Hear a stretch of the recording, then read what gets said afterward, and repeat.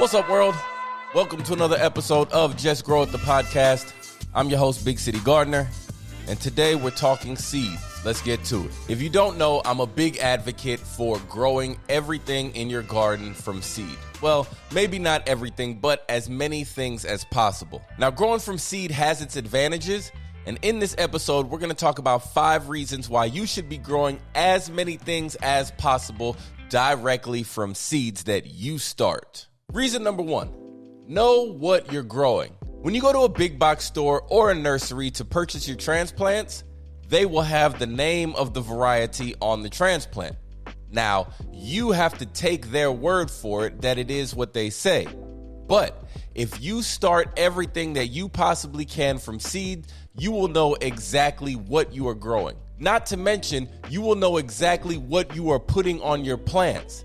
See, a lot of the seedlings and transplants that we buy from big box stores or from nurseries are GMO and not grown organically. And if you're an organic gardener like myself, you want to make sure that from the time that seed starts to the time you harvest off of that plant, that it is grown organically. You need to know exactly what's gone into that plant. I'm talking fertilizers and what's gone on that plant. I'm talking about pesticides. Plus, there's no better feeling than watching your seedling go from a seed all the way to harvest stage, knowing you did that. You're the reason why it is successful, and you're the reason why you are now able to enjoy your harvest. Reason number 2, growing from seeds will save you money. If you go to a big box store or a nursery and you're looking to fill your garden with plants, be ready to pull out a wad of cash or swipe that debit card.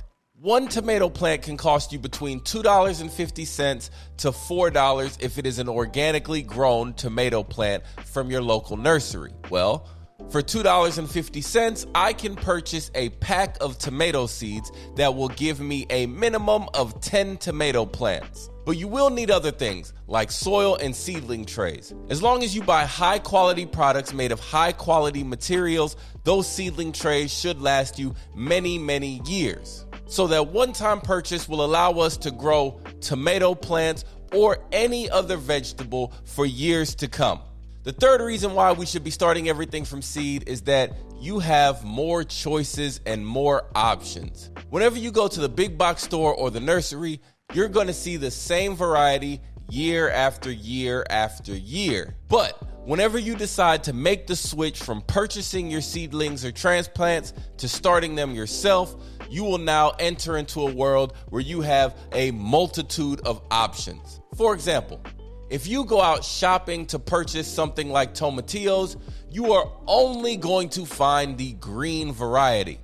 But there is an amazing purple variety that you can grow, but the catch is you're going to have to start it from seed yourself. And these exotic and rare varieties will have flavors that you have yet to experience. And that's one thing I love about gardening and why you should be growing everything from seed is because 1, why not? And 2, the options. Life is about options and choices. And we should also have those choices whenever we're gardening. Number 4, reduce plant stress. Look, not every plant transplants well. We talked about that in another episode. Go ahead and check out the direct seeding versus transplanting episode, where we discuss which plants transplant well and why. Now, since we know that not every plant transplants well, that means that some plants do better when started directly from seeds. By growing your garden directly from seed, you can reduce the amount of stress on a plant. Not to mention, you don't know how long those plants at the big box store or the nursery have actually been in those seedling trays. Now, certain plants,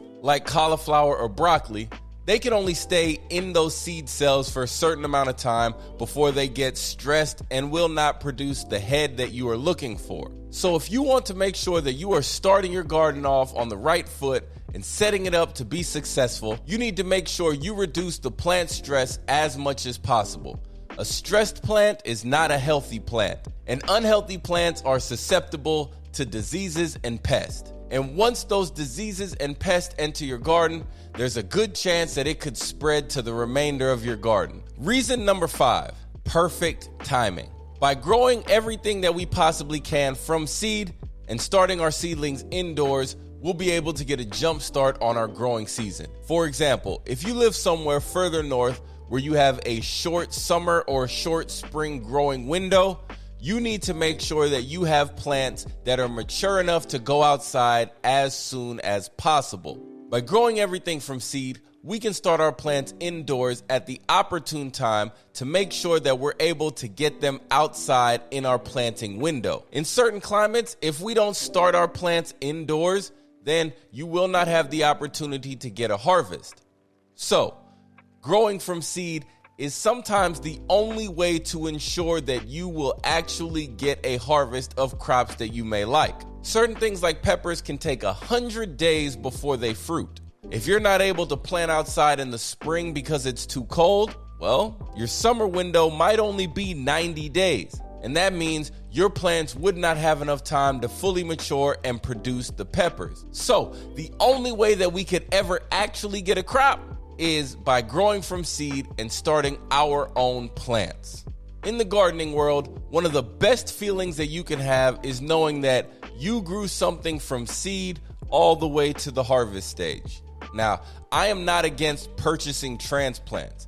I think a lot of beginner gardeners should go that route and purchase transplants. But after you have a few gardening seasons under your belt, I think it's time to take that next step, go to the next level, and learn how to start your own seeds. That's it for this episode of Just Grow It, the podcast. If you got any value or enjoyed this episode, then what I need for you to do is to please share it with a friend or two. If you haven't heard, I'm on a goal this year to turn Just Grow It into a top 10 gardening podcast, and I can only do that with the help and support of you. Until next time, grab your headphones, put your favorite song on, go outside, get your hands in the dirt, and just grow it. Before I let you go, I need you to do more than one thing. First, I need you to like, comment, subscribe to the podcast. Second, I need you to tell a friend or two about the show if you enjoyed it. And if you have anybody you think I need to talk to, I should interview, send the name over, put it in the comments, or send me an email, igrow@BigCityGardener. And check me out, man, on Instagram and on all social media platforms, Big City Gardener. We out. Oh, almost forgot. Just grow it.